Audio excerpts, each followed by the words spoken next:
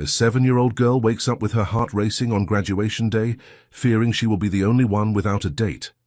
At school, an impulse makes her ask a stranger to pretend to be her father just for that moment, unaware that he is a millionaire. His unexpected gesture initiates a connection capable of changing both their destinies. But for this bond to survive, they will have to face rumors, bureaucracy, and a legal battle full of twists and turns.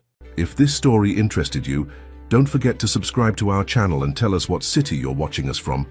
We'll keep going. Emma Taylor woke up with her heart racing in her tiny bedroom. Sunlight filtered through the worn curtains, illuminating the carefully ironed dress hanging on the closet door. Today was kindergarten graduation day at Westbrook Elementary in Portland, Oregon, a day most children anticipated with excitement. But for 7-year-old Emma, it brought a knot of dread so tight she could barely breathe. "Emma, honey, are you awake?" Martha's frail voice called from the adjacent room, followed by a bout of coughing. "Coming, Nana," Emma replied quickly, slipping into her everyday clothes before checking on the elderly woman who had raised her. Martha Jenkins lay propped against pillows on a metal-framed bed, her silver hair in a neat braid despite her obvious exhaustion. At 78, she had raised Emma since finding her abandoned as an infant, a secret they'd carefully guarded from authorities who might separate them. "Today's your special day," Martha smiled, her weathered hand squeezing Emma's. "I wish I could be there, sweetheart." "It's okay, Nana," Emma assured her, though disappointment clenched her small chest. For weeks, she'd fabricated elaborate stories for her classmates about her father, a successful businessman always traveling, but who promised to attend her graduation. She'd created this fiction not from a place of dishonesty, but from the desperate need to belong among peers with intact families. After preparing Martha's medication and a simple breakfast, Emma donned her graduation dress, a second-hand find. Martha had painstakingly altered between her increasingly frequent bouts of illness. The white dress with tiny blue flowers was the prettiest thing Emma had ever owned. "You look beautiful," Martha whispered, tears shimmering in her pale blue eyes. "Now remember what we practiced. If anyone asks, 'My dad's meeting me at school,' and you're resting at home because of your arthritis," Emma recited. The familiar lie tasted bitter but necessary. The bus ride to Westbrook Elementary was a blur of anxiety. Upon arrival, Emma's stomach sank. The schoolyard had transformed into a festival of family celebration. Mothers adjusted daughters' hair ribbons, while fathers hoisted toddler siblings onto shoulders. Grandparents distributed proud hugs and expensive gifts. Teachers directed families toward the auditorium, where rows of tiny chairs awaited their graduates. Emma slipped through the crowd, nodding vaguely when asked where her family was. "They're coming soon," became her mantra, each repetition more hollow than the last. Her teacher, Ms. Roberts, approached with a concerned smile. "Emma, honey, we're about to line up. Is your family here yet?" "My dad's parking the car," Emma replied automatically, avoiding Ms. Roberts' sympathetic gaze.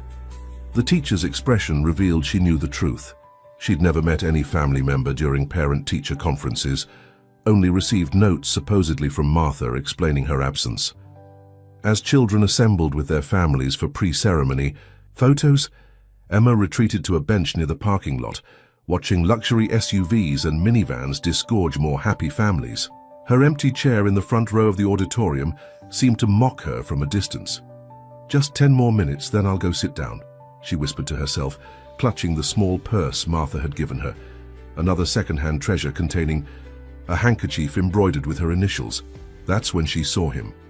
A tall man in an impeccably tailored charcoal suit exited a sleek black Audi, checking his watch with an air of quiet authority. Something about his deliberate movements and the distinguished touches of silver at his temples made Emma's heart leap. He looked exactly like the father she'd described to her classmates. Successful, important, handsome. Without fully realizing what she was doing, Emma slid off the bench and approached him as he was about to return to his car after, apparently, dropping something off at the school office. "Excuse me, sir?" Her voice emerged smaller than intended. The man, Richard Maxwell according to the discreet nameplate on his leather portfolio, turned with mild surprise. His eyes, a deep blue-gray, assessed her with polite curiosity. "Yes?" Emma's courage nearly failed, but desperation propelled her forward. She clasped her hands in a gesture of supplication, her words tumbling out in a whispered rush. "Would you please pretend to be my dad? Just for an hour?" Her voice cracked slightly. "It's my kindergarten graduation, and I told everyone my dad would come, but I don't have one, and no one's going to be in my empty chair, and everyone will know I lied." Richard's expression shifted from confusion to something unreadable. For a moment, something in his eyes softened as he looked at the small girl in her carefully pressed dress, but then a shadow passed over his face. The emotional wall he'd constructed over years of isolated professional success reasserted itself. "I'm sorry, I have an important meeting," he murmured, his voice gentle but firm. "I hope your graduation goes well." Emma's face fell, the rejection stamping itself across her features with devastating clarity.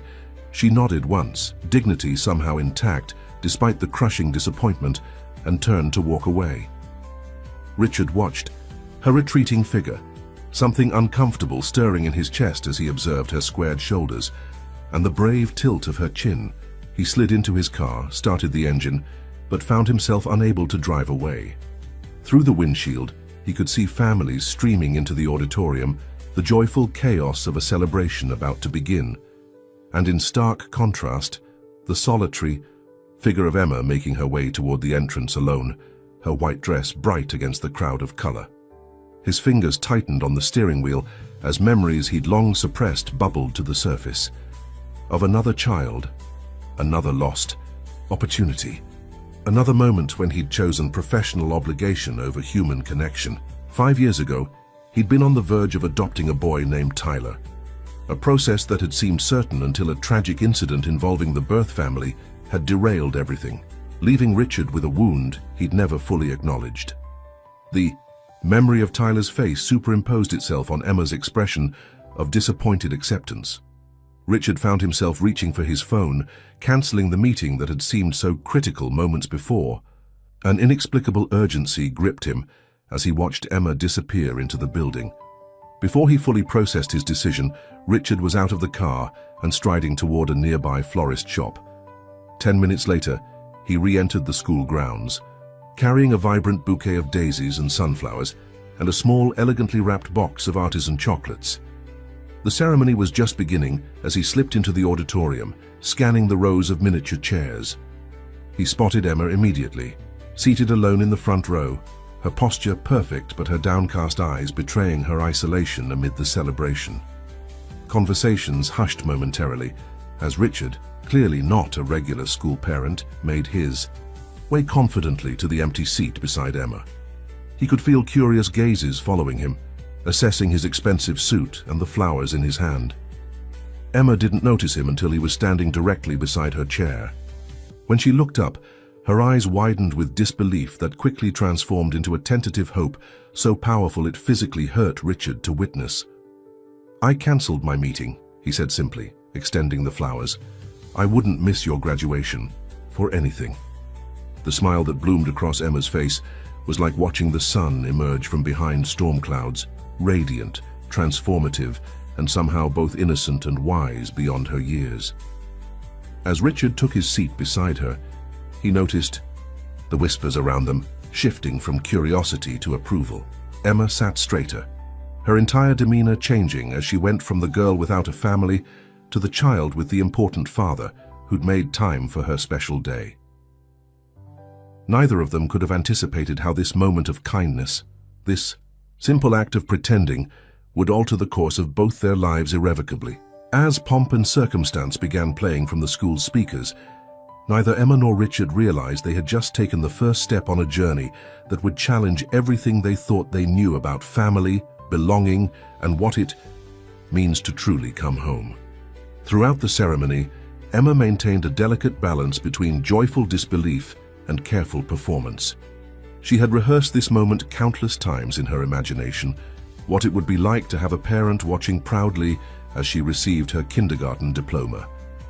Now that it was actually happening, albeit through an improvised arrangement, she found herself playing her part with surprising ease. "That's my daughter," Richard said to the mother seated beside him when Emma's name was called. The words felt strange on his tongue. Not uncomfortable, just unfamiliar. Like trying on a jacket he'd never worn before, but that somehow fit perfectly. When Emma walked across the small stage to receive her certificate, Richard applauded with genuine enthusiasm. The smile she flashed in his direction contained such pure gratitude that it pierced something long dormant within him. For a man who had built his architectural firm on meticulous planning and control, this unexpected emotional connection was both unsettling and oddly freeing. After the ceremony, they posed for photographs together, Richard's hand resting lightly on Emma's shoulder. The school photographer captured their smiles, preserving a moment that, from the outside, appeared to be simply another proud father-daughter celebration. Only they knew the truth of their hasty arrangement. "Thank you," Emma whispered as they moved toward the reception area where refreshments awaited the graduates and their families. "Everyone believes you're really my dad." "You're welcome," Richard replied, surprising himself with how naturally he'd fallen into the role. "You did very well up there." As they navigated the crowd, Richard noticed how other parents interacted with Emma now, offering congratulations, including her in conversations about summer plans, inviting her to birthday parties, all things that seemed commonplace, but that Emma received with barely concealed wonder. He realized with a pang that this social acceptance was as valuable to her as his presence. Mrs. Roberts approached them, extending her hand to Richard. "I'm so pleased to finally meet Emma's father," she said, her expression revealing a mix of surprise and relief. "She's such a bright student. You must be very proud." "Extremely," Richard answered without hesitation, finding that he meant it despite having known Emma for less than 2 hours. There was something remarkable about this child, who had found the courage to approach a stranger with such a vulnerable request. As the reception wound down, Emma turned to Richard with a hesitant expression. Would you mind driving? To me home, it's not far. I usually take the bus, but..." The request was modest, yet Richard understood its significance. He nodded, recognizing that their improvised relationship was approaching its natural conclusion. Soon he would drop her off. They would say goodbye, and this unusual interlude would become just another memory, or so he thought. The drive to Emma's home revealed a neighborhood that stood in stark contrast to the affluent school district. Westbrook Elementary served several communities, including this struggling area, where houses showed signs of neglect and economic hardship. Richard had driven past this neighborhood countless times without really seeing it, despite his firm having designed several revitalization projects nearby. "It's the Blue House," Emma directed, pointing to a small, weathered structure with a sagging porch and patched roof. Despite its obvious state of disrepair, someone had planted cheerful marigolds along the cracked walkway, a brave attempt at beauty amid scarcity. Richard parked, expecting a quick goodbye, but Emma surprised him. "Would you like to meet my Nana?" she asked, her voice caught between hope and embarrassment. "She's been sick, that's why she couldn't come today, but she made cookies yesterday for my graduation." Something about the careful way Emma described her home situation, the protective omissions, the emphasis on what they did have rather than what they lacked, touched Richard deeply. Before he could fully consider the implications, he found himself agreeing. "I'd like that," he said, following Emma up the uneven steps. Inside, the house was immaculately clean, despite its deteriorating condition. Patches of dampness stained. The ceiling and the furniture was mismatched and worn, but everything had been arranged with obvious care. Photos of Emma at various ages decorated the walls. Emma blowing out birthday candles, Emma holding up artwork, Emma reading books. The images portrayed a childhood filled with love, if not material abundance. "Nana?" "I'm home," Emma called, leading Richard to a small bedroom where Martha Jenkins rested against pillows, a crocheted blanket across her lap. Martha's eyes widened at the sight of Richard in his expensive suit, clearly not the usual visitor to their humble home. "Emma, who's this?" she asked, her voice revealing both curiosity and concern. Emma hesitated, then straightened her shoulders. "This is Mr. Richard," He came to my graduation. Martha's gaze sharpened, moving between Emma and Richard with sudden understanding. I see, she said carefully. That was very kind of you, Mr. Maxwell. Richard Maxwell, he supplied, stepping forward to gently shake her fragile hand. Your granddaughter made quite an impression today. As Martha invited him to sit, Richard noticed the carefully organized medication bottles on the nightstand, the makeshift bed of blankets in the corner of the room where Emma presumably slept to stay close to her guardian, and the neatly stacked school books. The signs of their precarious existence were everywhere, as was the evidence of their deep connection.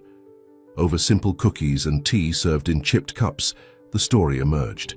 Martha explained how she had found Emma abandoned as an infant, left on the doorstep of the church, where Martha had worked as a caretaker. With no identification and a system that Martha feared would separate them, she had taken the baby home, naming her Emma after her own mother. I couldn't bear the thought of her being lost in the system, Martha explained, her voice growing weaker as she spoke. I'd seen too many children shuffled from home to home, so I raised her, myself with help from friends at the church. It wasn't legal, I know that, but it was right. Richard listened, understanding the complex ethical territory this confession represented. As Martha continued, he learned that her health had been declining for months. She suffered from congestive heart failure, and medical bills had depleted their meager savings. The house which she'd inherited from her parents was their only asset, and even that was in jeopardy due to needed repairs they couldn't afford.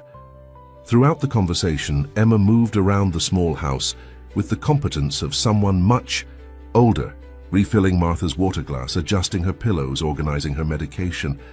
Richard observed the careful way she monitored her guardian's energy levels, cutting conversations short when Martha seemed tired. Emma takes care of everything now, Martha said with a mix of pride and worry. She's my little miracle. As evening approached, Richard found himself reluctant to leave. The connection he felt to this improvised family deepened with each revelation. When Martha dozed off, Emma led him to their tiny kitchen where she stood on a stool to wash the teacups. I take care of the house, she explained matter-of-factly. I get water from the neighbor when our pipes freeze, and I know which medicines Nana needs at what times. I can make soup and sandwiches, and I'm learning to sew so I can fix our clothes. The casual recitation of responsibilities no 7-year-old should bear struck Richard powerfully. He thought of his spacious downtown apartment with its untouched gourmet kitchen and rooms he rarely entered. He thought of his successful firm, his investment portfolio, his carefully constructed life of professional achievement and personal emptiness. Emma, he said gently, kneeling to meet her at eye level, does anyone from your school know about your situation? About how sick your Nana is? Emma shook her head vigorously. We can't tell. Nana says they'll take me away. Her small hands twisted in her graduation dress. Are you going to tell? The question hung between them, laden with implications. Richard understood what Martha feared. Without legal guardianship, Emma would indeed be placed in foster care. His architect's mind, trained to see structural weaknesses and potential failure points, recognized the inevitability of this fragile arrangement collapsing. I think I might be able to help, he said carefully, not wanting to make promises he couldn't keep. Would it be all right if I came back tomorrow? Emma's face brightened with hope, though she tried to temper her reaction. You don't have to. You already did what I asked at graduation. I want to, Richard assured her, surprising himself with the certainty he felt. There are some things. We should talk about ways I might be able to help you and your Nana. Later that night, driving back to his sleek downtown apartment, Richard found himself at a crossroads. The practical part of his mind catalogued all the reasons to maintain distance, the legal complications, the disruption to his carefully ordered life, the emotional risk. But another part, long suppressed, recognized this unexpected encounter as something significant. He picked up his phone and called his attorney, Carol Simmons. I need advice on a guardianship situation, he explained, gazing at the city lights reflected in his windshield. It's complicated and it's important. Can you meet tomorrow? As he ended the call, Richard glanced at the program from Emma's graduation that he'd placed on the passenger seat. Her name was printed there among her classmates, an official record of her existence in a world that otherwise had no documentation of Emma Taylor. Emma Maxwell, he said aloud, testing how the name sounded. Something about it felt right, like a design that finally achieves perfect balance after countless revisions. For the first time since the failed adoption years ago, Richard allowed himself to imagine a different kind of future, one that included a child's laughter echoing through his too-quiet home, bedtime stories instead of late nights at the office, and the challenging, beautiful chaos of family. The following morning, Richard arrived at Emma and Martha's house with grocery bags and a determined spirit. He'd spent much of the night researching guardianship laws, speaking with Carol about legal options, and examining his own motivations with brutal honesty. Emma answered the door in faded jeans and a too-large sweater, her expression transforming from cautious to delighted when she saw him. "You really came back." "I said I would," Richard replied, realizing how significant kept promises must be to a child whose life had been defined by uncertainty. He held up the bags. "I brought breakfast." In the small kitchen, Richard unpacked fresh fruit, pastries, and orange juice, while Emma set the table with their mismatched dishes, explaining that Martha was having a harder morning, her tactful way of saying her guardian's health was particularly poor today. While they prepared a tray for Martha, Richard gently asked questions about their daily routine, their support system, and their most pressing concerns. The picture that emerged was both heartbreaking and inspiring, a testament to human resilience and the powerful bond between Emma and the woman who had raised her. "Mr. Wilson next door helps sometimes," Emma explained, as she carefully arranged Martha's pills beside the juice glass. "But he's been talking to people about us lately. Nana says he's stirring up trouble." Richard made a mental note to learn more about this neighbor as they carried the breakfast tray to Martha's room. The elderly woman appeared weaker than the previous day, her breathing labored, but her eyes brightened at the sight of Richard. "You came back," she echoed Emma's earlier words, her voice revealing both surprise and relief. "We have a lot to talk about," Richard said, helping Emma position the tray across Martha's lap. Over the next hour, as Martha picked at her breakfast, Richard outlined his proposal. He would help secure proper medical care for Martha and assist with the legal process of establishing guardianship of Emma. The plan was ambitious and far from certain, but it offered a path forward that kept them together while addressing their most pressing needs. "Why would you do this for strangers?" Martha asked, her directness cutting through preliminaries. Richard hesitated, then decided on complete honesty. 5 years ago, I was in the process of adopting a boy named Tyler. He was 8, brilliant at math, loved dinosaurs and soccer." His voice grew quiet. "The adoption was nearly finalized when his birth mother's boyfriend challenged the termination of parental rights. There was an incident. The details aren't important now, but it resulted in the adoption being halted. Tyler was placed with relatives in another state. The memory still had the power to hollow him out, even after all this time. I threw myself into work afterward, built my firm into one of the most successful architectural practices in the Pacific Northwest. But something was missing." He looked at Emma, who was listening intently. "When Emma asked me to pretend to be her father yesterday, it felt like a second chance." Martha studied him with eyes that had seen too much of life to be easily convinced. "Good intentions aren't enough for raising a child, Mr. Maxwell." "I know," Richard acknowledged. "That's why I'm not suggesting taking Emma from you. I'm proposing we find a way to make this work together. Legal guardianship for me, while you continue as her grandmother in every way that matters."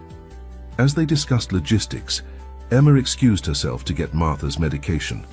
Once she was out of earshot, Martha's expression grew grave.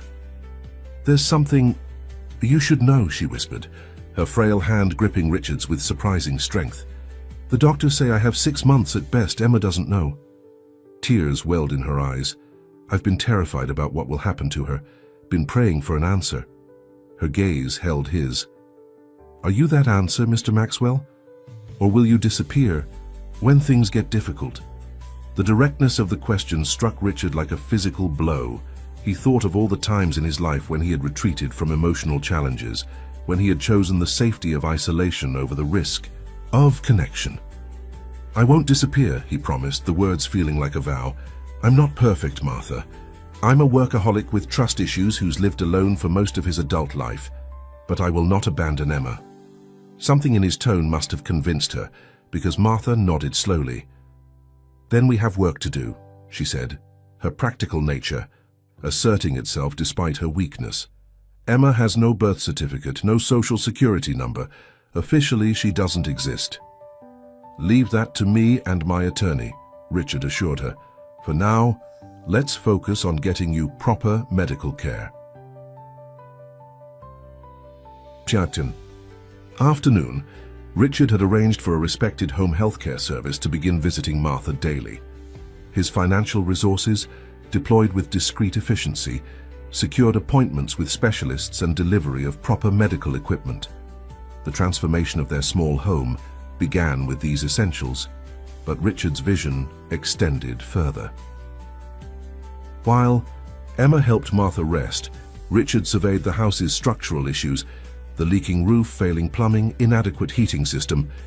His professional assessment was grim. The repairs needed were extensive and would require temporary relocation. This reality added urgency to their legal situation. Without documentation, securing even temporary housing for Emma would be challenging. I think I should stay here tonight, Richard suggested as evening approached. There's a lot to organize and you both could use the help. Emma's face lit up at the suggestion, though she tried to contain her excitement. You can have the couch. I'll get blankets. That night, after Emma finally fell asleep beside Martha's bed, Richard sat at their small kitchen table, laptop open, making plans. Carol had already begun drafting documents and researching precedents for their unusual case. Without Emma's birth certificate or any official record of her existence, they would need to create a narrative that satisfied the courts while protecting Martha from potential charges of fraud. A soft knock at the front door interrupted his work. Richard opened it to find a middle-aged man with a weathered face and suspicious eyes standing on the porch. Frank Wilson, the man introduced himself curtly. I live next door. Saw your fancy car here all day. Martha doesn't get many visitors, especially not men in $1,000 suits. The territorial hostility was unmistakable, as was the implied accusation. Richard maintained a neutral expression, recognizing this must be the neighbor Emma had mentioned. Richard Maxwell. I'm a friend of the family. Frank's eyebrows rose. Family? Martha hasn't got any family except that girl. He peered past Richard into the house. Speaking of which, where'd she come from anyway? Martha shows up with a baby one day, no explanation, no husband, no nothing. People talk, you know. The insinuation bothered Richard more than he expected. He understood now why Martha worried.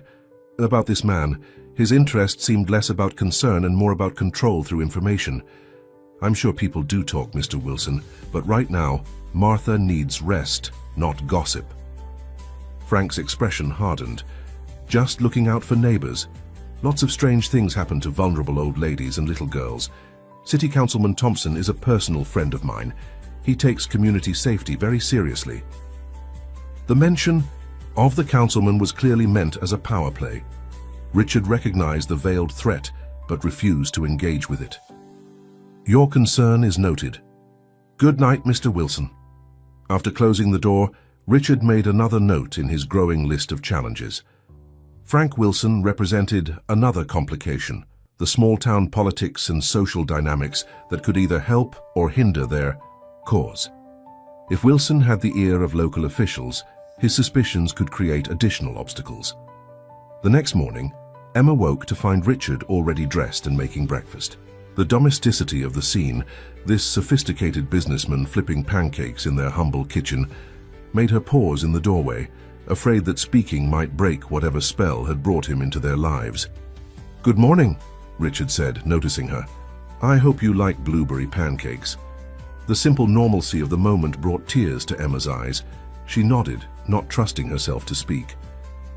As they ate, Richard outlined the day's plan. Carol would visit to begin documenting Emma's existence through affidavits and retrospective records. A contractor would assess the house for urgent repairs. Most importantly, they would begin the process of establishing Richard as Emma's legal guardian, with Martha's explicit consent. "What does guardian mean exactly?" Emma asked, carefully cutting her pancake into precise squares. Richard considered how to explain the complex legal concept to a 7-year-old. "It means I would be legally responsible for taking care of you, making sure you have what you need, that you're safe, that you get to school, all those things." "Like a dad?" The question was tentative, testing boundaries. "Similar to a dad, yes," Richard answered carefully. "But your relationship with Martha wouldn't change. She'll always be your nana." Emma nodded, processing this information with the seriousness that characterized all her interactions. "Would I live with you sometimes, in your house?" "Eventually. That's what we're hoping," Richard confirmed. "But there are a lot of steps before we get there." The mention of steps reminded Richard of something he'd been meaning to ask.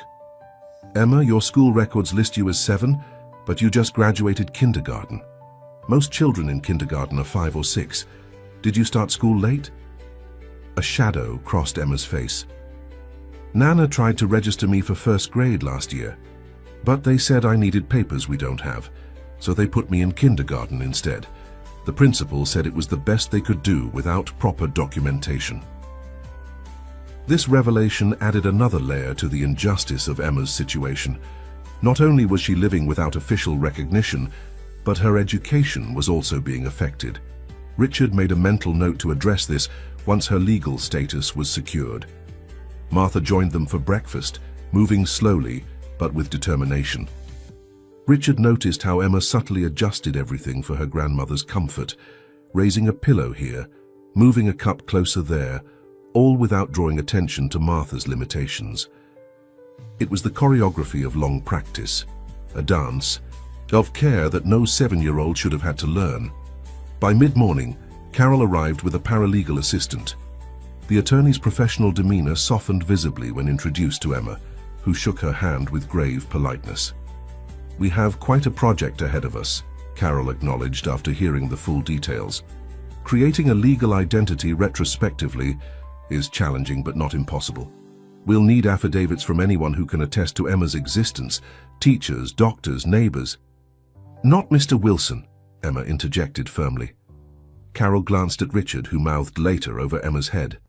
As the adults discussed legal strategies, Emma slipped outside to tend to the marigolds along the walkway. Through the window, Richard watched her methodically watering each plant, her small figure framed against the dilapidated porch.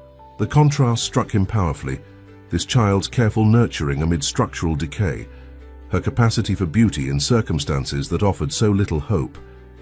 In that moment, his commitment solidified into something unshakable. The path ahead would be complex and likely fraught with obstacles, but Richard had never backed down from a challenging project, and none had ever mattered more than this one. "We need to move quickly," he told Carol, returning his attention to the legal discussion. "Martha's health is deteriorating, and that neighbor could become a problem." Carol nodded, already drafting preliminary documents. "The court will want to know why you, Richard. Why would a successful architect with no prior connection to this family suddenly want guardianship of a child?" It was the question at the heart of everything, the one Richard had been asking himself since that moment in the school parking lot. The answer came more easily than he expected.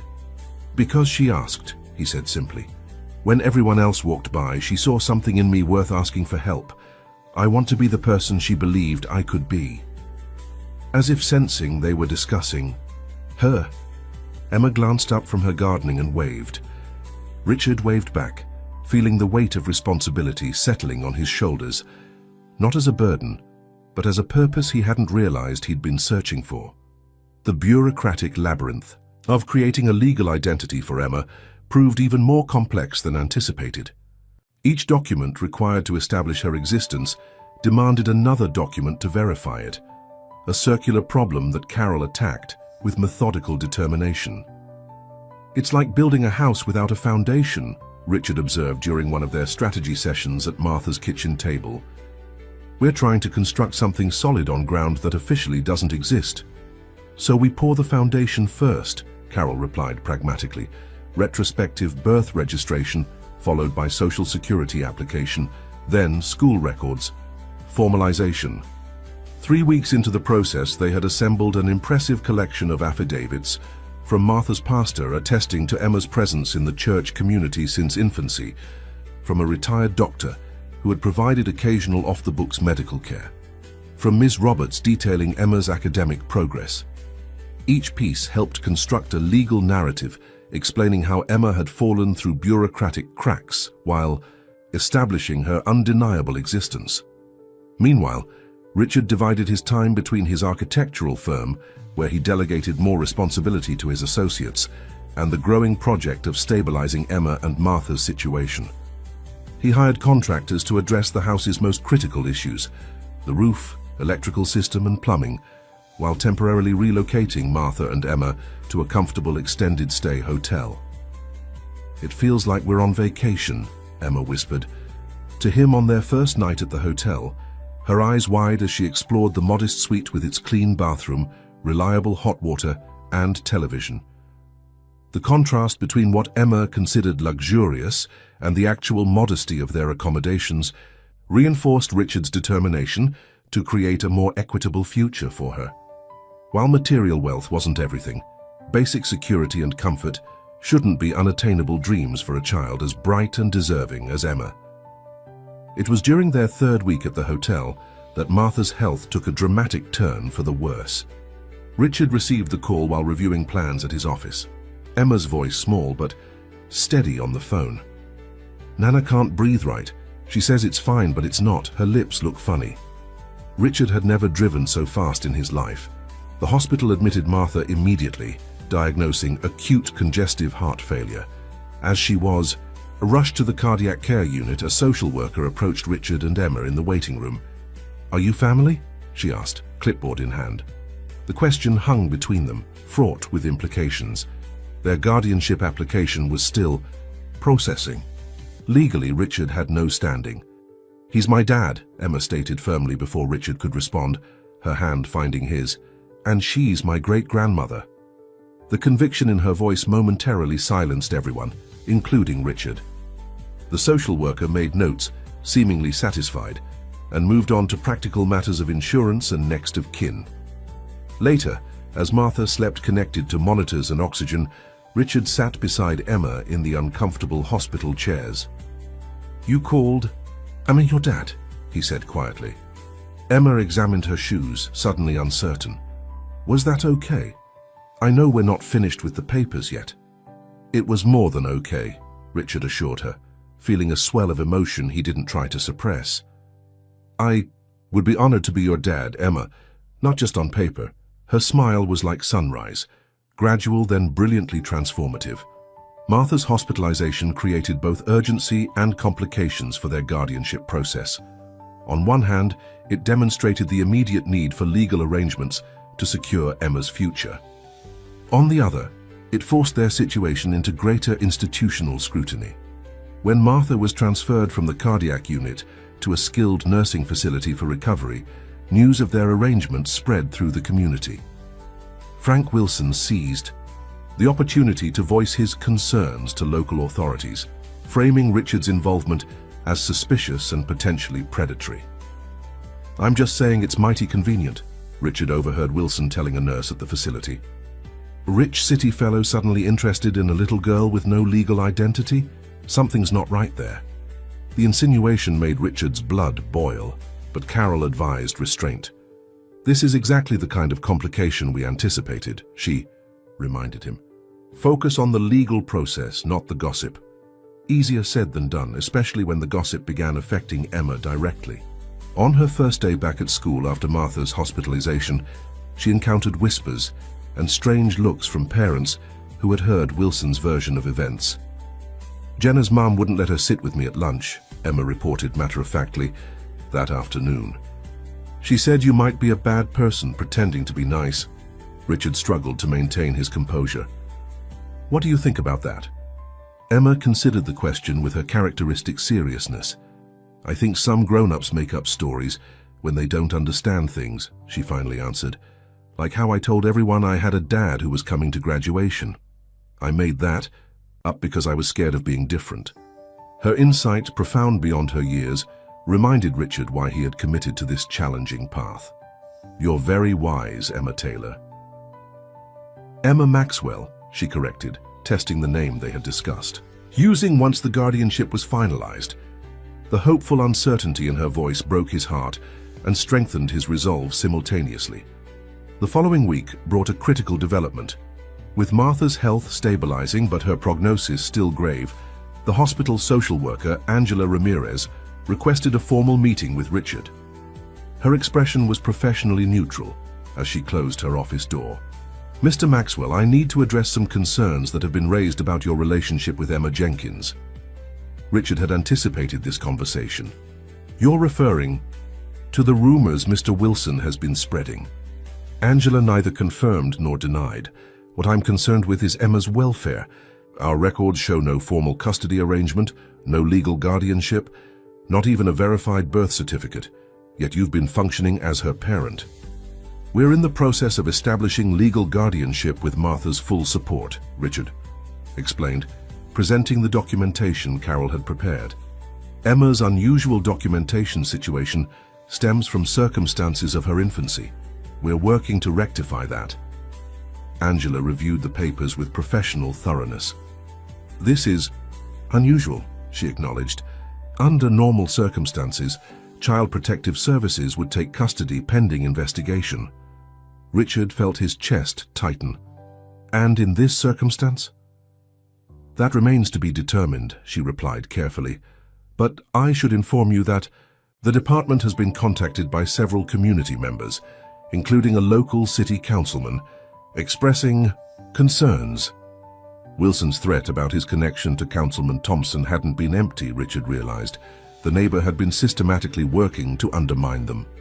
Ms. Ramirez, Richard said, choosing his words carefully, I understand your obligation to investigate concerns, but separating Emma from both Martha and myself during this process would traumatize her unnecessarily. She's already dealing with her grandmother's illness. Angela's professional mask slipped slightly, revealing genuine concern. I don't disagree, Mr. Maxwell, but I need to follow protocol. What if we expedite the guardianship hearing, Richard proposed. Carol Simmons has contacts in family court. We could request an emergency ruling given Martha's medical situation. The social worker considered this. If you can get a court date within the next 10 days, I could recommend Emma remain in your care pending the hearing outcome. It was a small victory, but significant. As Richard left the hospital, he called Carol, who immediately began working. Her connections to secure the earliest possible court date. That evening, Richard took Emma to visit Martha at the nursing facility. The elderly woman looked frailer than ever against the institutional bedding, but her eyes brightened when she saw them. There's my family, she said, reaching for their hands. Richard noticed how naturally Martha included him in that designation now. In just a few weeks, their improvised arrangement had evolved into something that felt increasingly real and necessary for all of them. As Martha and Emma talked about school and the progress on the house repairs, Richard received a text from Carol, court date secured, Tuesday 9 a.m., Judge Williams presiding. Relief washed over him, followed immediately by anxiety. Judge Sandra Williams had a reputation for being thorough and skeptical, particularly in unusual custody situations. Their case would face intense scrutiny. Good news? Martha asked, noticing his expression. We have a court date for the guardianship. Hearing? Richard confirmed, keeping his tone positive for Emma's benefit. Next Tuesday. Martha nodded, understanding the significance. It's time to make things official. That night, back at the hotel, Richard helped Emma with her homework. A simple math worksheet that she completed with focused determination. As she worked, he marveled at how completely his life had transformed in less than a month. His meticulously organized bachelor existence had given way to this new reality of school projects, medical appointments and legal battles, all centered around a child who had approached him on a whim. "What happens if the judge says no?" Emma asked suddenly, her pencil pausing over the paper. The question caught Richard off guard. He'd been so focused on strategy and preparation that he hadn't considered how Emma was processing the uncertainty. "The judge will make the decision she believes is best for you," he answered honestly. "But Carol is very good at her job, and we have Martha's full support. Those are important factors." Emma set down her pencil entirely now, her eyes serious. "But what if they take me away? Mr. Wilson told Mrs. Peterson that I might go to foster care. Her daughter told me at recess." The casual cruelty of playground gossip, fed by adult speculation, made Richard furious, but he kept his expression calm. "Emma, I promise you this. No matter what happens in court, I will not stop fighting for you. If there are obstacles, we'll overcome them. If there are delays, we'll be patient. But I am not going anywhere." She studied his face with the intensity of a child who had learned early to look for signs of abandonment. Whatever she saw there must have reassured her, because she nodded once, decisively, and returned to her homework. Later, after Emma had fallen asleep in the hotel room's second bed, Richard sat at the small desk, reviewing the documentation for Tuesday's hearing. Everything was technically in order, but their case remained unprecedented. They were asking Judge Williams to grant guardianship to a man with no prior relationship to a child who legally didn't exist, based primarily on the wishes of an elderly woman with no documented legal connection to that same child. It sounded impossible when framed that way. Richard rubbed his temples, fighting fatigue. On the desk beside the legal papers lay Emma's drawing from earlier that evening, a carefully rendered picture of three figures holding hands in front of a house. "My family" was written across the top in her precise handwriting. The simple image crystallized what was at stake. This wasn't just about legal documents or bureaucratic processes. It was about preserving the family Emma had drawn, the one she believed in with such conviction that she had literally created it through an act of brave imagination in a school parking lot. Richard's phone vibrated with an incoming text from Carol. "FYI, Frank Wilson scheduled to testify at hearing as character witness against you." The message confirmed what Richard had suspected. Wilson was actively working to derail their case. The question was why. Simple neighborhood nosiness couldn't explain the man's persistent interference. Richard made a note to have his firm's investigator look deeper into Frank Wilson's background and his relationship with Martha and Emma. There might be more to the neighbor's opposition than mere suspicion of an outsider. As he finally prepared for bed, Richard glanced at Emma's sleeping form, one hand tucked under her cheek, her breathing deep and trusting. In just weeks, she had come to rely on him, to believe in his promises. The thought of failing her was unbearable. "We're going to be okay," he whispered, though she couldn't hear him. The words were as much to convince himself as anything else. Outside their hotel window, Portland's lights glimmered through a light rain, the city oblivious to the small drama unfolding within its boundaries, a drama that meant everything to the three people caught in its center. Sarah Winters arrived at the Maxwell residence precisely at 9 o'clock on Wednesday morning, her government-issued sedan Parallel parked with precision in front of the elegant townhouse. As Portland's most experienced child welfare investigator, she had been specifically assigned to Emma's case following the preliminary guardianship hearing. Judge Williams had granted Richard temporary custody pending a thorough home study and background investigation, a partial victory that came with intense scrutiny. Sarah's reputation preceded her.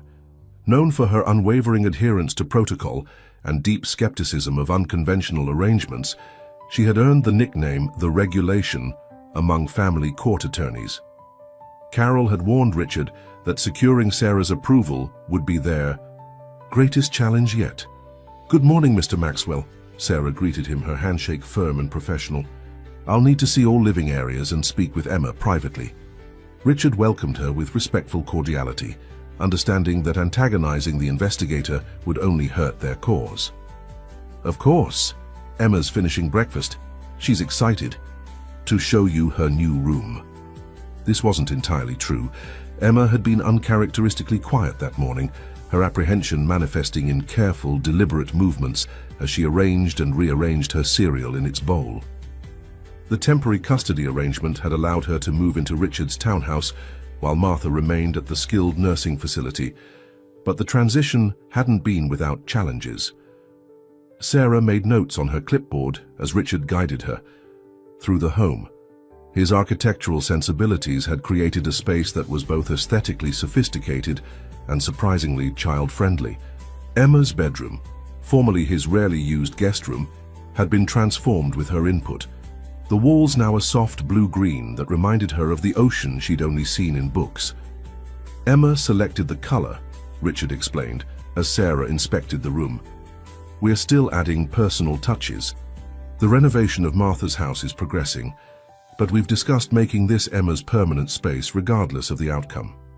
Sarah's expression revealed nothing as she noted the carefully organized desk with school supplies, the bookshelf filled with age-appropriate literature, and the subtle safety features Richard had incorporated throughout the home. You've made significant changes to accommodate a child, she observed neutrally. Your background indicates no previous experience with parenting. I've been learning, Richard acknowledged. Emma's a good teacher. When they returned to the kitchen, Emma had finished her breakfast and was carefully washing her dishes, a habit from her life with Martha that she maintained despite Richard's assurance that it wasn't necessary. Hello, Emma, Sarah greeted her, kneeling slightly to meet the child's eye level. I'm Ms. Winters. I'd like to talk with you for a little while, if that's okay. Emma dried her hands methodically on a kitchen towel, her gaze shifting between Sarah and Richard. Is this about whether I can stay? The directness of the question momentarily disarmed Sarah. It's about making sure you're in the best possible situation, she clarified. Would you mind showing me your room and telling me about living here? As Emma led Sarah upstairs, Richard fought the urge to follow. This private conversation was standard procedure, but knowing Emma would be questioned about their arrangement, their family, without him present, made his chest tight with anxiety. While waiting, Richard reviewed the documentation Carol had prepared for their next court appearance. The investigation into Frank Wilson had yielded interesting results. The neighbor had twice attempted to purchase Martha's property at significantly below market value, ostensibly to help with her medical expenses. His connection to Councilman Thompson involved development plans for the neighborhood, plans that included demolishing older homes like Martha's to make way for commercial properties. Wilson's opposition suddenly made more sense. If Richard succeeded in becoming Emma's guardian, he would likely also control Martha's property eventually, property Wilson and his political ally coveted. Upstairs, Emma sat cross-legged on her bed while Sarah asked carefully structured questions designed to assess her comfort, safety, and emotional well-being. Do you miss living with your nana? Sarah inquired, noting Emma's poised responses. Every day, Emma answered honestly. But we visit her, and Richard says once she's stronger, she can either live with us or in her house after it's fixed. I like having my own room, though. At Nana's, I slept on a cot in her room so I could help if she needed medicine at night. Sarah's pen paused. You were responsible for her medication? Emma nodded matter-of-factly. I know all her pills. Which ones are for her heart? Which ones are for pain? Which ones make her sleepy? I had a chart I made with colors and times. The casual description of responsibilities far beyond her years reinforced the unusual nature of Emma's upbringing. Sarah made detailed notes before continuing. And how do you feel about Mr. Maxwell becoming your guardian? Emma considered the question with characteristic thoughtfulness. He keeps his promises, she finally said. And he doesn't pretend things are okay when they're not. Some grown-ups lie to make you feel better, but Richard tells the truth even when it's hard. She smoothed an invisible wrinkle from her bedspread. Also, he makes really good pancakes. The simple addition made Sarah smile despite her professional reserve. That's important, she agreed. When they returned downstairs, Richard was working at his laptop at the dining table. He closed it immediately, his attention shifting entirely to them. We had a good talk, Sarah informed him, her tone revealing nothing of her assessment. I'll need to see Emma's school environment next. I understand she's transferred to Lakeside Elementary.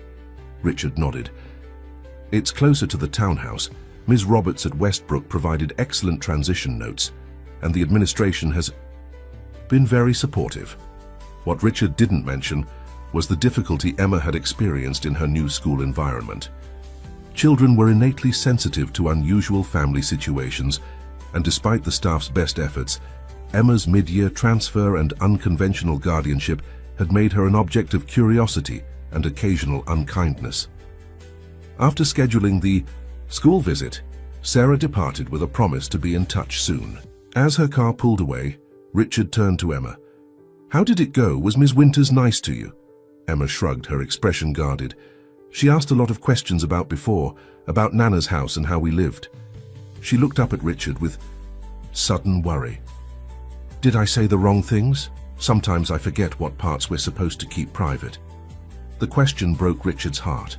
Emma had spent so much of her young life navigating secrets and half-truths out of necessity. Even now, with their situation improving, she carried the burden of constantly calculating what was safe to reveal. "You didn't say anything wrong," he assured her, kneeling to meet her eyes. "From now on, we tell the truth, Emma, the whole truth. No more secrets or pretending." Her relief was visible. "Even about how we met." "Especially about that," Richard confirmed. "That's the best part of our story." Later that afternoon, they visited Martha at the nursing facility. Her condition had stabilized, though her prognosis remained guarded. The skilled care and proper medication had worked wonders compared to the inadequate treatment she'd been able to access before. "Sarah Winters came today," Emma reported, carefully arranging the flowers they'd brought on Martha's bedside table. She asked lots of questions about living with Richard. Martha's eyes met Richard's over Emma's head. "And how did that go?" "I think it went well," Richard answered cautiously. "Emma was very honest and articulate. I told her about the pancakes," Emma added seriously. Martha smiled, the expression transforming her tired face. "Always lead with the important information." As Emma settled into the chair beside Martha's bed, with a book she'd brought to read aloud, Richard stepped into the hallway to take a call from Carol. "Judge Williams has requested another hearing," his attorney informed him without preamble. "Apparently, some new information has come to light that she wants to address before proceeding with the final guardianship determination." Richard's stomach tightened. "What information?" "That's the concerning part. They're not saying. But Frank Wilson met with the county prosecutor yesterday, and Councilman Thompson was seen at the courthouse this morning. The implications were clear. Their opponents were making moves behind the scenes, using political connections to influence the legal process." "What's our strategy?" Richard asked, watching through the door's window as Emma animatedly read to Martha, both of them momentarily free from worry. "For now, we continue as planned," Carol advised. "The home study, the school integration, Martha's medical care, everything by the book. But I'm also preparing motions to address potential challenges to your character or motivations." Wilson's been talking, and not just to officials. Richard had noticed the subtle changes in how some acquaintances interacted with him, the slightly too casual inquiries about his situation, the speculative glances when he was seen with Emma in public. Wilson's insinuations had spread through Portland's social circles, creating an undercurrent of suspicion. "Whatever it takes, Carol, I made a promise." After ending the call, Richard rejoined Emma and Martha, forcing a smile he didn't feel. The elderly woman saw through it immediately. "Trouble?" she asked quietly, when Emma became absorbed in her reading. Richard nodded slightly. "Nothing. We can't handle." Martha's gaze was knowing. "This old woman has caused you quite a lot of complications, Mr. Maxwell." "Richard," he corrected gently, "and you haven't caused anything. You've given Emma 7 years of love and protection under impossible circumstances. I'm just trying to continue what you started." Martha's eyes welled with tears. She quickly blinked away. "I've been lying to that child her entire life, telling her I was getting better when I was getting worse, telling her our situation was temporary when I knew it was collapsing around us." Her voice dropped to a whisper. "I was so afraid of losing her that I never prepared her for what was coming. Richard understood Martha's guilt, but also recognized the impossible choices she had faced. You did what you thought was best with the options you had. That's all any of us can do. She trusts you, Martha observed, watching Emma turn the pages of her book. That doesn't come easily to her. I know, Richard acknowledged. I won't betray that trust. The following week brought new challenges. Emma's integration at Lakeside Elementary had been rocky from the start, but things deteriorated after a particularly difficult incident in the lunchroom. A fifth-grade boy, repeating gossip he'd overheard from his parents, loudly questioned why Emma had a pretend dad. Everyone knows he's not really your father, the boy had announced to the entire table. My mom says he's probably some weirdo. Emma's response had been characteristic of her resilience, calm, measured, and devastatingly honest. He became my dad because I asked him to, she had replied, and he said yes when everyone else said no.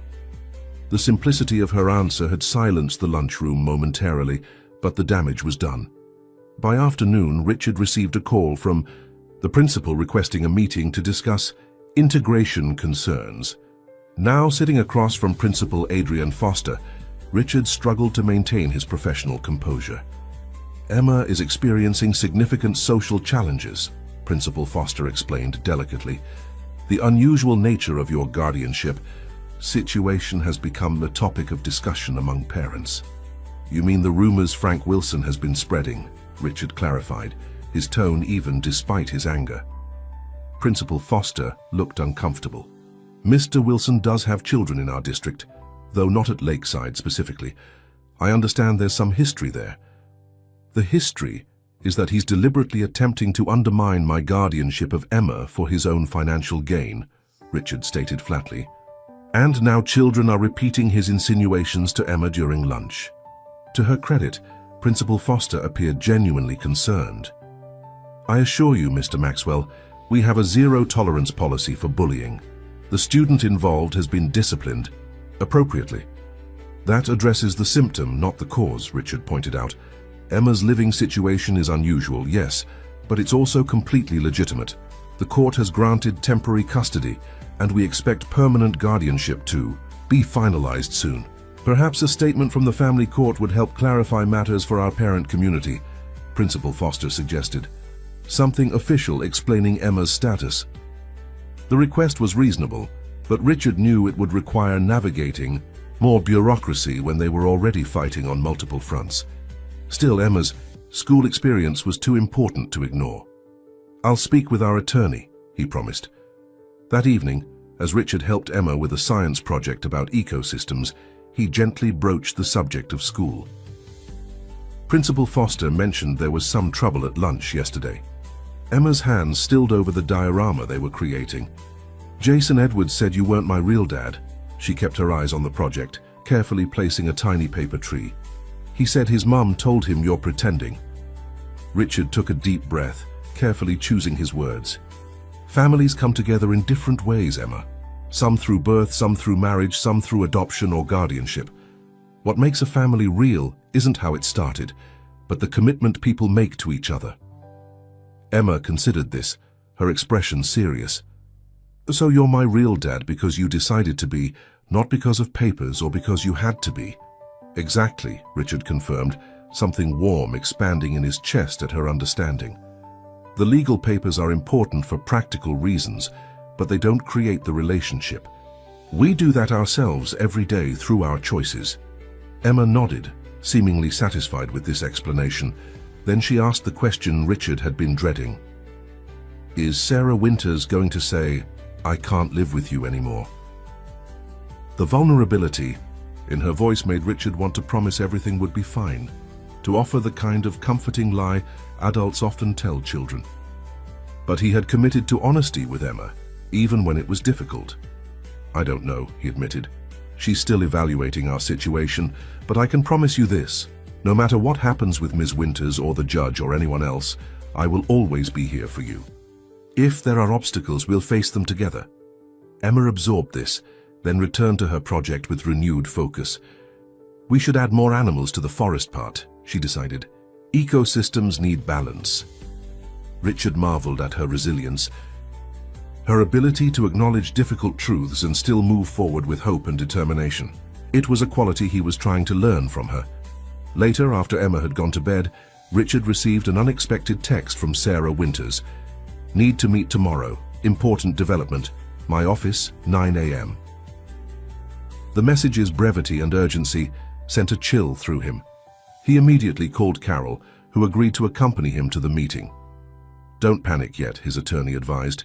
"This could be procedural or even positive news." But as Richard checked on sleeping Emma one last time before retiring to his own room, he couldn't shake the feeling that something fundamental was about to change. The peace they had carefully constructed over the past months suddenly felt fragile, like a house built on shifting ground. "We'll be okay," he whispered, echoing the promise he'd made that night in the hotel. But as he closed Emma's door, he wondered if this was one promise he might not be able to keep. Sarah Winters' office was meticulously organized, with case files aligned precisely on her desk and credentials displayed in perfectly straight frames on the wall. Richard and Carol sat across from her, the ticking of a wall clock marking the uncomfortable silence as Sarah reviewed documents before addressing them. "Thank you for coming on such short notice," she finally said, her professional demeanor betraying nothing. "There's been a significant development in Emma's case that requires immediate attention." Richard tensed, preparing for the worst. Had Wilson's accusations gained traction? Had Judge Williams discovered something in their documentation that contradicted their narrative? "Martha Jenkins has disappeared from the nursing facility," Sarah stated matter-of-factly. The news hit Richard like a physical blow. "What? When?" "Sometime between midnight and 5 a.m. The night staff checked on her at midnight, and when the morning shift arrived, her bed was empty." Sarah referenced her notes. According to the facility director, Ms. Jenkins had been increasingly agitated yesterday, insisting she needed to fix something before it was too late. Richard's mind raced. Martha was in no condition to travel independently. Her heart condition severely limited her mobility and stamina. Someone must have helped her leave. "Has anyone checked Frank Wilson's house?" he asked, the pieces suddenly connecting. Martha mentioned he'd been visiting her at the facility, despite her requests that he stay away. Sarah's expression remained neutral. "Mr. Wilson has been interviewed. He claims no knowledge of Ms. Jenkins's whereabouts, though he did confirm visiting her yesterday afternoon." Carol leaned forward, her attorney's instincts engaged. "This timing is extremely suspicious. Our final guardianship hearing is scheduled for tomorrow. Martha's testimony is crucial to our case." "That's not all," Sarah continued, removing another document from her folder. "The birth registration affidavit we submitted for Emma has been challenged. Someone has filed a formal complaint alleging fraud." "Wilson," Richard stated flatly. It wasn't a question. Sarah neither confirmed nor denied, but her slight hesitation was telling. The challenge raises questions about the authenticity of Martha's original statement regarding the circumstances of finding Emma as an infant. Without this foundation, the entire legal identity we've been constructing becomes questionable. The strategic brilliance of the attack was undeniable. By undermining Martha's credibility and ensuring her absence from court, their opponents had created a perfect storm. Without Martha to testify about Emma's origins, and with the birth registration in doubt, their case was suddenly on dangerously shaky ground. "This is coordinated obstruction," Carol stated firmly, "and I intend to file motions addressing it immediately. Martha Jenkins' disappearance should be treated as a missing person case, possibly even kidnapping given her medical condition." Sarah closed her folder with deliberate care. "I've already filed the missing person report. As for the fraud allegation, Judge Williams has requested all parties appear for an emergency hearing this afternoon instead of tomorrow as originally scheduled." Richard struggled to process the implications. "What about Emma? She's at school now, expecting everything to proceed as planned." "That's why I called you in," Sarah acknowledged, her professional mask slipping slightly to reveal genuine concern. "As Emma's temporary guardian, you need to prepare her for potential outcomes. If Judge Williams finds merit in these new challenges, she may order Emma placed in temporary state custody until matters are resolved. The possibility Richard had been dreading was suddenly immediate and real. Carol immediately began outlining legal counter-strategies, but Richard found himself unable to focus on the technical details. All he could think about was Emma, how she would interpret this disruption, how it would reinforce her deepest fears about impermanence and abandonment. "I need to get her from school," he said, standing abruptly. "She shouldn't hear about any of this from anyone else." Sarah nodded with unexpected sympathy. "That would be appropriate. The hearing is at 3 o'clock. Judge Williams will want to speak with Emma privately as well." As Richard drove to Lakeside Elementary, his mind worked furiously to formulate a plan. Martha's disappearance was the key, both to understanding what was happening and potentially to salvaging their case. The elderly woman might be physically frail, but her mind remained sharp. If she had left the facility voluntarily, she must have had a compelling reason. Richard contacted his firm's investigator from the car, authorizing whatever resources were needed to locate Martha quickly. Then he called the nursing facility directly, speaking with staff who had interacted with her in the hours before her disappearance. "She was upset after Mr. Wilson's visit," a nurse's aide reported. "Asked for her personal items from storage. Some old papers she kept in a metal box. Said she needed to make something right before it was too late." This detail struck Richard as significant. What papers could be important enough for Martha to risk her health by leaving medical care? What was she trying to make right? At Lakeside Elementary, Richard signed Emma out early, offering the office staff a vague explanation about a family matter. When Emma emerged from her classroom, backpack in hand, her expression immediately turned concerned. "Is Nana okay?" she asked, her intuition zeroing in on the most likely reason for the disruption. Richard led her to the car before answering, wanting privacy for the difficult conversation ahead. Once they were settled, he turned to face her directly. "Emma, I need to tell you something concerning, but I don't want you to panic. Nana left the nursing home last night. We don't know where she is right now, but lots of people are looking for her." Emma's face paled, but her voice remained steady. "She went to get the box." Richard stared at her, momentarily speechless. "What box, Emma?" "The metal box with my papers," Emma explained, as if this should be obvious. "She keeps it, hidden under the floorboard in her room. She told me never to tell anyone about it, but I think you need to know now." Richard's heart raced with sudden hope. "Did Nana tell you what's in this box?" Emma nodded solemnly. "My real papers, from when she found me. She said they were too dangerous to show anyone because bad people might take me away, but that someday when I was older, they would protect me." This revelation changed everything. If Martha had documentation of Emma's origins, authentic documentation she had concealed out of fear, it could potentially address the challenges to their case. "Do you know where Nana might have gone?" Richard asked gently. Emma considered this carefully. "The church, maybe. She always said Pastor Michael was the only other person who knew the whole truth. Or maybe our house to get the box if it's still there." Richard immediately called his investigator with these new leads, then contacted Carol to update her on the development. As they spoke, Emma sat quietly in the passenger seat, her small hands folded in her lap, her expression far too serious for a 7-year-old. When Richard ended the call, he found Emma watching him intently. "Are they going to take me away today?" she asked directly. The question broke his heart with its matter-of-fact acceptance of potential abandonment. "I don't know," he answered honestly. "There's a hearing this afternoon where a judge will decide what happens next. But I promise you, Emma, no matter what the judge decides today, this is temporary. I will not stop fighting for us to be together." Emma absorbed this with the resilience that continued to amaze him. "If they take me to a different place, will I still get to visit Nana when they find her?" "Absolutely," Richard assured her, though in truth he wasn't certain of anything anymore. The system that was supposed to protect children sometimes created more trauma in its rigid application of rules that didn't account for unique situations like theirs.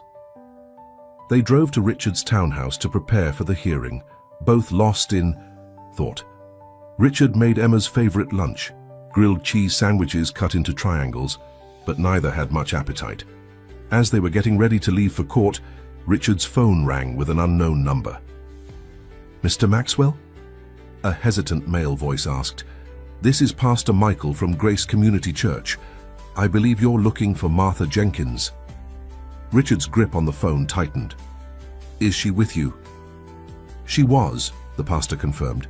"She came to the church very early this morning, quite exhausted from the journey. She asked me to retrieve some documents she had entrusted to me years ago. Then she insisted on continuing to her house. I tried to convince her to let me call you or medical services, but she was quite determined." "How long ago did she leave?" Richard asked, already grabbing his keys. "About an hour ago. I arranged transportation for her with a church volunteer. I've been wrestling with whether to call, given Martha's desire for privacy, but her condition concerned me greatly." Richard thanked the pastor and quickly explained the situation to Emma as they hurried to the car. "We're going to check Nana's house before the hearing. She might be there." The renovation of Martha's house had progressed significantly over the past months, with the exterior now fully repaired and the interior partially updated. As they pulled up, Richard was relieved to see lights on inside. Someone was definitely there. "Stay close to me," he instructed Emma as they approached the front door, which stood slightly ajar. Inside, they found Martha sitting at the kitchen table, a metal box open before her, papers spread across the surface. She looked up as they entered, her expression a complex mixture of exhaustion, relief, and determination. "You found me," she said simply. "Good. There isn't much time." Richard rushed to her side, immediately concerned by her pallor and labored breathing. "Martha, you need medical attention. Let me call an ambulance." She waved him off with surprising firmness. "First things first. Emma, come here, child." Emma approached cautiously, her eyes wide as she took in the scene. Martha reached for her hand, then looked up at Richard. "I haven't been entirely truthful," she admitted, "about how Emma came to me." Richard felt a chill of apprehension. "Martha, whatever it is, we can address it after getting you medical help." Martha shook her head stubbornly. "No more delays. Emma deserves the truth, and you need these papers for court." She indicated the documents on the table. "I didn't find Emma abandoned at the church, as I've claimed. She was brought to me." Richard sat down slowly, sensing the significance of what Martha was about to reveal. "My niece Abigail was Emma's birth mother," Martha continued, her voice strengthening despite her obvious physical weakness. "She was very young, involved with a married man. When she became pregnant, she was desperate and alone. I helped her through the pregnancy in secret, but she wasn't ready to be a mother." Emma listened intently, her expression unreadable as she absorbed this new information about her origins. "After Emma was born, Abigail asked me to take the baby temporarily while she sorted her life out. She provided a proper birth certificate, signed custody papers, everything legal." Martha indicated the documents on the table. "But then Abigail was in an accident. She didn't survive." Richard fought to process this revelation. "So all this time, you actually had legal documentation for Emma?" Martha nodded, shame evident in her expression. "The papers established me as Emma's legal guardian after Abigail's passing, but I was afraid. Abigail's relationship with Emma's father had been complicated. He was a powerful man in the community, married with other children. I feared if he learned about Emma, he might try to take her or deny her existence entirely." The pieces suddenly clicked into place for Richard. "Frank Wilson," he stated, the certainty settling in his chest like a stone. "Wilson is Emma's biological father." Martha's eyes widened in surprise. "How did you know?" "His obsession with interfering, his attempts to purchase your property, his campaign to undermine our guardianship application. It all makes sense now." Richard's mind raced with the implications. He must have discovered the connection somehow. "Recently, yes," Martha confirmed. "He found old letters from Abigail while helping me organize papers for a senior center application last year. He's been pressuring me ever since, first to sell him the house, then to give him information about Emma. I refused. Emma, who had been silent throughout this revelation, finally spoke. "Is that why Mr. Wilson always watches me, because he's my real father?" Martha squeezed Emma's hand. "He contributed to your existence, Emma, but that doesn't make him your father. A real father chooses to love and protect his child, like Richard has chosen to love and protect you." The distinction seemed to reassure Emma, who nodded thoughtfully. Richard, meanwhile, was rapidly assessing how this new information would affect their case. "Martha, these documents could change everything. With proof of your legal guardianship and Emma's actual birth certificate, we can address the challenges to our case directly." He checked his watch. "But the hearing starts in less than an hour, and you need medical attention." Martha pushed the papers toward Richard with trembling hands. "Take these to court. I've signed a statement explaining everything, including a formal transfer of guardianship to you. Pastor Michael witnessed it this morning." Richard gathered the documents carefully, recognizing their crucial importance. "I'm calling an ambulance for you, Martha. No arguments." As he made the call, Emma sat beside her grandmother, holding her hand and whispering reassurances. The role reversal, child comforting adult, highlighted once again the unusual maturity Emma had developed through her circumstances. The paramedics arrived quickly, assessing Martha with professional efficiency. Her condition was stable, enough for transport, but they confirmed Richard's assessment that she needed immediate medical care. As they prepared to move her, Martha reached for Richard one last time. "The truth will help you now," she said, her voice barely above a whisper. "I should have trusted the system, and you, much sooner." Richard squeezed her hand gently. "You did what you thought was necessary to protect Emma. No one can fault you for that." As Martha was loaded into the ambulance, Richard and Emma prepared to head to the courthouse. The documents secure in Richard's briefcase represented both hope and complication, proof of Emma's legal status, but also evidence that Martha had misrepresented crucial facts throughout their guardianship process. "Will the judge be angry that Nana didn't tell the truth before?" Emma asked as they drove downtown, her perceptiveness once again cutting to the heart of the matter. "She might have questions," Richard acknowledged, "but I think she'll understand why Nana kept these secrets. She was trying to protect you, even if her methods weren't perfect." Emma considered this, like how I told everyone I had a dad coming to graduation. "I wasn't being bad, I was just scared." "Exactly," Richard affirmed, continuously amazed by Emma's emotional intelligence. "Sometimes people make complicated choices when they're afraid." As they approached the courthouse, Richard received a text from Carol. "Wilson arrived with councilman Thompson and an attorney. Sarah Winters also here. Where are you?"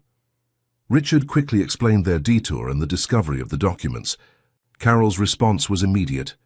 "Game changer. Hurry." The courthouse loomed ahead, its imposing architecture designed to inspire confidence in the justice system. As Richard parked, he turned to Emma one last time. "Whatever happens in there, remember two things. First, I love you and will never stop fighting for you. Second, you've done nothing wrong. The complicated adult problems are not your fault or responsibility." Emma unbuckled her seatbelt and reached for his hand. "I know. That's what you always tell me." Her small face was solemn but composed. "I'm ready." Together they walked up the courthouse steps, the metal box and its revelatory contents potentially reshaping their future with each step. Behind them, the ambulance carrying Martha had already disappeared toward the hospital, its urgency a reminder of how precarious their improvised family remained. Inside, Carol waited at the entrance to Judge Williams' courtroom, her expression shifting from concern to relief as she spotted them. "Thank God," she murmured, quickly examining the documents Richard presented. Her eyes widened as she absorbed their significance. "This changes our entire approach. Wilson won't be expecting this." As if summoned by his name, Frank Wilson appeared at the end of the hallway, flanked by Councilman Thompson and a sharp-dressed attorney Richard recognized as one of Portland's most aggressive family law specialists. Wilson's step faltered slightly when he spotted Emma, his expression unreadable from a distance. "Is that him?"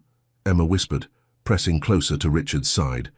"Is that the man who—" "Yes," Richard confirmed quietly. "But remember what Martha said. Biology isn't what makes a family." Emma nodded, her grip on Richard's hand tightening as they prepared to enter the courtroom, where their future would be decided. Judge Sandra Williams commanded the courtroom with quiet authority, her salt-and-pepper hair pulled back in a practical bun, her gaze sharp as she reviewed the last-minute documents Carol had submitted. The emergency hearing had drawn unexpected attention. Several social workers, court clerks, and even a family court mediator had found reasons to be present for what was rapidly becoming the most unusual guardianship case in recent Portland history. Richard sat beside Carol at their table, his posture deliberately relaxed for Emma's benefit, despite the tension knotting his shoulders. Emma had been escorted to a waiting room with a court-appointed child advocate, standard procedure for family court hearings involving minors, but would be called in later to speak with the judge privately. At the opposing table, Frank Wilson whispered urgently to his attorney, his expression darkening as he presumably learned of the new documentation. Councilman Thompson sat slightly apart, his political instincts clearly assessing how to distance himself if things went poorly. Sarah Winters occupied a middle position, representing neither side but the interests of the state and, theoretically, Emma herself. Her expression remained professionally neutral, though Richard thought he detected a hint of satisfaction as Wilson's confident demeanor began to crumble. Judge Williams finally looked up from the documents, her gaze sweeping the EU courtroom. "These are highly unusual circumstances," she began, her tone measured. "We have before us a guardianship petition complicated by newly discovered documentation that significantly alters the factual basis of the case." She turned her attention directly to Frank Wilson. "Mr. Wilson, the court now has evidence suggesting you are the biological father of Emma Taylor, born Emma Jenkins. Do you wish to address this assertion?" Wilson shifted uncomfortably, conferring quickly with his attorney before responding. "Your Honor, I recently became aware of the possibility, but have had no opportunity to verify this claim through proper channels. Yet you've been actively opposing Mr. Maxwell's guardianship petition without disclosing this potential relationship," Judge Williams observed, her tone sharpening. "The court doesn't look favorably on parties withholding relevant information." "Mr. Wilson." Wilson's attorney immediately intervened. "Your Honor, my client was operating on limited information.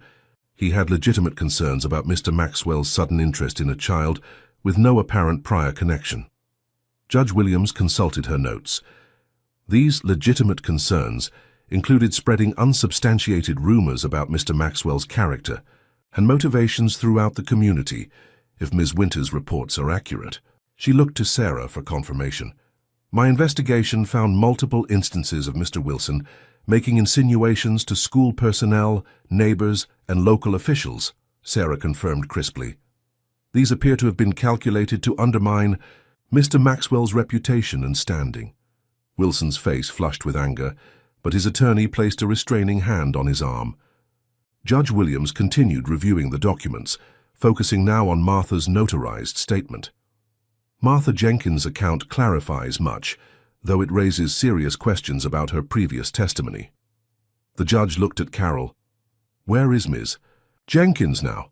I'd like to hear directly from her." "Ms. Jenkins was transported to Portland General Hospital this morning," Carol explained. "She left her care facility against medical advice to retrieve. These documents apparently concerned they might be discovered or destroyed before the hearing." Richard noticed Wilson's slight flinch at this statement. Confirmation, perhaps, that Martha's fears hadn't been unfounded. Judge Williams frowned. "Her condition?" "Stable but serious," Richard answered, having received an update from the hospital just before entering the courtroom. "Her cardiologist has restricted visitors to medical personnel only for the next 24 hours. The judge nodded, making notes.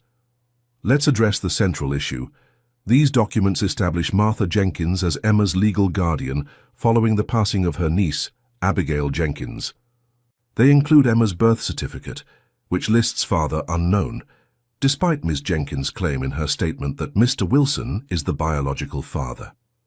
Wilson's attorney immediately seized on this point, which raises questions about the authenticity of these conveniently discovered documents, Your Honor. If they're genuine, why wouldn't the father's name be listed? Because Abigail knew what kind of man he was, came a clear voice from the back of the courtroom. All heads turned to see Pastor Michael standing in the doorway, his clerical collar visible beneath his sweater. Forgive the interruption, Your Honor, but I believe I can provide context that might help the court. Judge Williams considered this unexpected development, then nodded. Approach and identify yourself for the record. The pastor moved forward, his manner respectful but determined. Michael Donovan, pastor at Grace Community Church for the past 22 years. I've known Martha Jenkins all that time, and I was present when her niece Abigail came to her for help 8 years ago. After being sworn in, Pastor Michael provided testimony that supported Martha's written statement while adding crucial details. He described Abigail's fear of Wilson, who had threatened to destroy her reputation if she revealed their relationship or the pregnancy. He confirmed witnessing the original guardianship transfer and explained his role in helping Martha protect Emma from Wilson's potential interest. Martha believed, perhaps incorrectly, that the system wouldn't adequately protect Emma from a man with Mr. Wilson's local connections and resources, Pastor Michael explained. Her methods may have been flawed, but her intentions were solely focused on Emma's welfare. As the pastor spoke, Richard observed Wilson's progressive discomfort. The narrative being constructed contradicted the image he had carefully cultivated. In the community, respected businessman, political ally, family man. When Pastor Michael finished, Judge Williams turned to Wilson directly. Mr. Wilson, do you wish to contest any of this testimony? Wilson conferred with his attorney, clearly struggling with his response. Finally, he addressed the court. I had no knowledge of Abigail's pregnancy, he stated, his tone defensive. If I had known about Emma, things would have been different. Different how? Judge Williams pressed. Would you have acknowledged her as your daughter, provided support, or pressured Miss Jenkins to terminate the pregnancy as Pastor Donovan suggests? Wilson's lack of immediate response spoke volumes. His attorney quickly intervened. Your Honor, ancient history isn't relevant to the current guardianship question. If my client is indeed Emma's biological father, he has inherent rights that supersede both Martha Jenkins' outdated guardianship and Mr. Maxwell's recent petition. This was the moment Richard had feared, Wilson attempting to assert parental rights now that Emma's existence had been officially established. Carol, anticipating this move, was already prepared. Your Honor, if Mr. Wilson wishes to pursue paternity claims, he would need to undergo testing and initiate separate proceedings. However, I'd direct the court's attention to Oregon Revised, Statute 109.096, which addresses the rights of a biological father who has not established paternity. As Carol outlined the legal precedents limiting Wilson's ability to suddenly claim parental rights after years of absence and no support, Richard thought about Emma, waiting in the other room, a child whose existence had been concealed, revealed, disputed, and now potentially fought over by adults with conflicting motivations. Regardless of biological connections, Carol concluded, the court's primary consideration must be Emma's best interests, and the evidence overwhelmingly supports Mr. Maxwell as the appropriate guardian. Judge Williams nodded thoughtfully. I believe it's time to hear from Emma herself. Ms. Winters, would you please bring her in for our conversation? As Sarah left to retrieve Emma, an uncomfortable silence fell over the courtroom. Richard met Wilson's gaze across the room, seeing, for the first time, not just an adversary but a man confronting the consequences of choices made years ago. There was anger there, certainly, but also something else, perhaps regret, or simply the discomfort of having long-buried secrets exposed to public scrutiny. Emma entered the courtroom holding Sarah's hand, her posture straight despite her obvious nervousness. She wore the blue dress she and Richard had chosen for the occasion, her hair neatly braided, the picture of a well-cared-for child despite the turmoil surrounding her. Hello, Emma, Judge Williams greeted her warmly, her stern demeanor softening. Thank you for coming to talk with me today. I know courts can be intimidating places. Emma nodded solemnly. Richard explained that you're the person who decides where I get to live. That's part of my job, yes, the judge confirmed. I have to make sure children are in safe, loving homes where they can thrive. Would you mind talking with me privately for a few minutes? Just us and Ms. Winters. As the others filed out of the courtroom, Richard gave Emma an encouraging smile. She returned it with remarkable composure, though he noted how she deliberately avoided looking in Wilson's direction. The waiting period seemed interminable. Richard paced the hallway while Carol reviewed notes and made calls. Wilson and his attorney huddled in intense conversation at the far end of the corridor, occasionally glancing in Richard's direction. After what felt like hours, but was likely only 20 minutes, Sarah emerged to call them back into the courtroom. Emma was no longer present, having been escorted back to the waiting room. Judge Williams' expression gave nothing away as she addressed the reconvened hearing. I've spoken with Emma and considered all evidence and testimony presented today. This case presents unusual challenges, but my responsibility remains clear: to determine the arrangement that best serves Emma's welfare and development. She turned her attention to the documents before her. The evidence establishes several key facts. First, Martha Jenkins became Emma's legal guardian following the passing of her mother, Abigail Jenkins. Second, Martha concealed Emma's existence from Mr. Wilson based on her understanding of potential risks. Third, Mr. Maxwell has, in a remarkably short time, created a stable and nurturing environment for Emma while facilitating her continued relationship with Martha. Judge Williams looked directly at Wilson. Mr. Wilson, should you wish to pursue paternity and potential visitation rights, that would require separate proceedings. However, I strongly suggest consulting with your attorney about the significant legal hurdles involved, particularly given your absence during Emma's formative years. Wilson's face darkened, but he remained silent as the judge continued. After careful consideration, I am granting temporary guardianship of Emma Taylor to Richard Maxwell for a period of 2 years, with the following conditions: regular home visits by family services, continued therapeutic support for Emma's adjustment, and facilitated visitation with Martha Jenkins as her health permits. Relief washed over Richard like a physical wave, though he maintained his composed expression. 2 years wasn't permanence, but it was a significant victory, time for their family bonds to strengthen and for Emma's life to stabilize. Additionally, Judge Williams continued, I am ordering a comprehensive review of the circumstances surrounding Emma's documentation and Martha Jenkins' previous testimony. While I believe her actions were motivated by genuine concern for Emma's welfare, this court cannot condone misrepresentation, regardless of intent. The judge's gaze swept the courtroom, her expression stern. Let me be absolutely clear. Emma's well-being is this court's paramount concern. Any attempts to manipulate proceedings through rumors, political pressure, or strategic obstruction will be met with severe consequences. This child has endured enough uncertainty. With that, Judge Williams adjourned the hearing. As people began gathering their things, Richard immediately sought out Sarah Winters. Can I take Emma home now? He asked, the simple question encompassing all his hopes. Sarah nodded, her professional demeanor softening slightly. You can. I'll need to schedule our first home visit for next week, but otherwise continue as you have been. She hesitated, then added, You've done well by her, Mr. Maxwell, better than many would have in such complicated circumstances. As Richard turned to collect his briefcase, he found Frank Wilson standing behind him, his expression unreadable.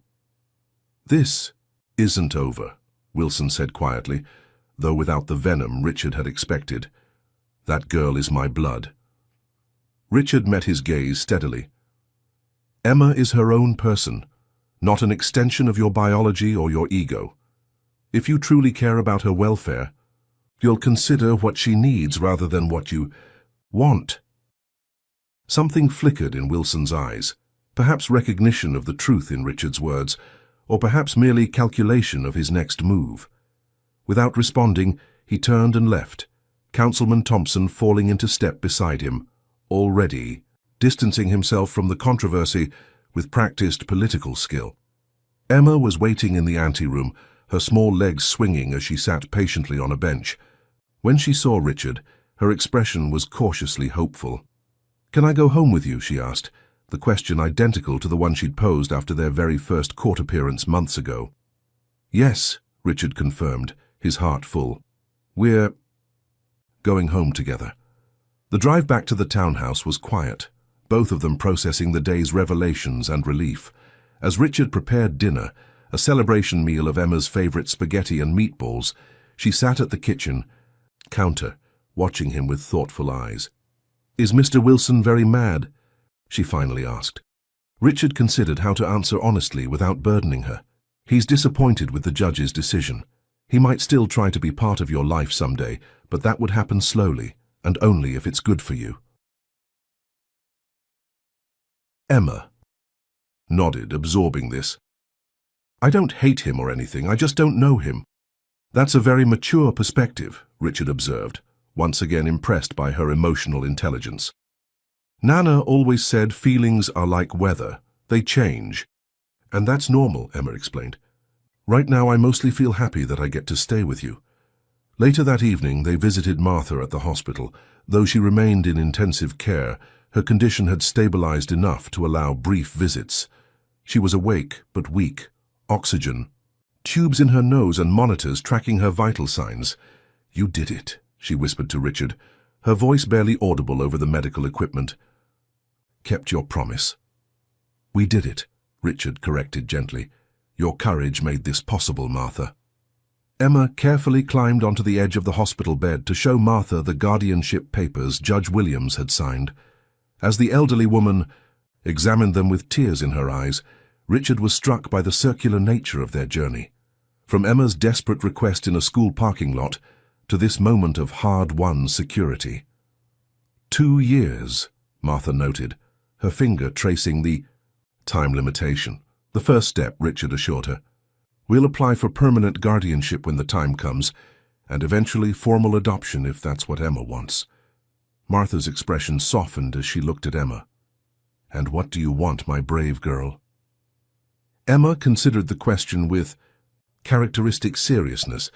"I want us to be a real family, not pretend anymore." "I think we already are," Richard said quietly. "The papers just help other people see it." In the weeks that followed, their lives settled into a new normal. Martha's health improved enough for her to transfer to a rehabilitation facility closer to Richard's townhouse, allowing for more frequent visits.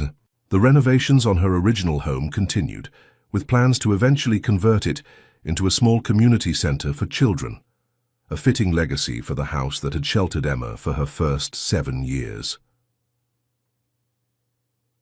Frank Wilson maintained a low profile after the hearing, his political aspirations seemingly dampened by the public revelation of his past behavior.